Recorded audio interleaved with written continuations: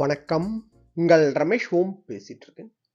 Tirumala latest அப்டேட்னு பார்த்தோம்னா, நம்ம ஸ்ரீவாரி பக்தர்கள் எல்லாருமே ரொம்ப நாளா நம்ம வெயிட் பண்ணிட்டு இருக்கிற விஷயம்னு பார்த்தோம்னா, திருமல ஸ்ரீ வெங்கடேஸ்வரா மியூசியம். இந்த மியூசியம் க்ளோஸ் பண்ணி வச்சிருக்காங்கல்ல.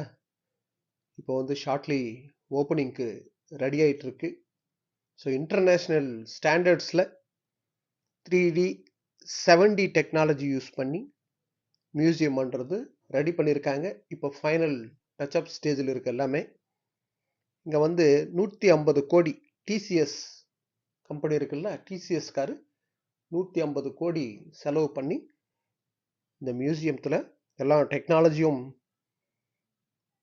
ரெடி பண்ணியிருக்காங்க. 3D அண்ட் 7D சிஸ்டம்ன்றது அங்கே ரெடி பண்ணிட்டு இருக்காங்க. இப்போ ஃபைனல் ஸ்டேஜில் இருக்கு.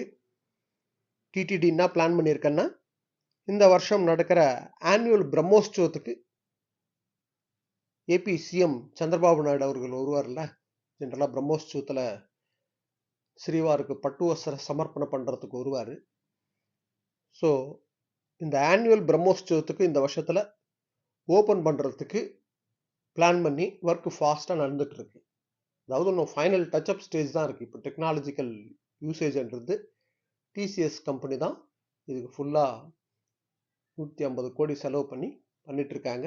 ஸோ இதோட மெயின்டெனன்ஸு அங்கே மேனேஜ் பண்ணுறதெல்லாம் டிசிஎஸ் கம்பெனியை பார்த்துக்கும். இது பக்தர்களுக்கு ஒரு நல்ல விஷயம். ஸோ இந்த பிரம்மோற்சவத்துக்கு இந்த வருஷம் ஸ்ரீ வெங்கடேஸ்வரா மியூசியம்ன்றது ரெடி ஆகிடும். இது போல திருமலா திருப்பதி அப்டேட்ஸ்க்காக சப்ஸ்கிரைப் பண்ணி வச்சுக்கோங்க. நான் கொடுக்குற இன்ஃபர்மேஷன் எல்லாம் மிஸ் ஆகாமல் உங்களுக்கு கரெக்டாக ரீச் ஆகும். ஓகே, நெக்ஸ்ட் அப்டேட்டில் மீட் பண்ணுவோம்.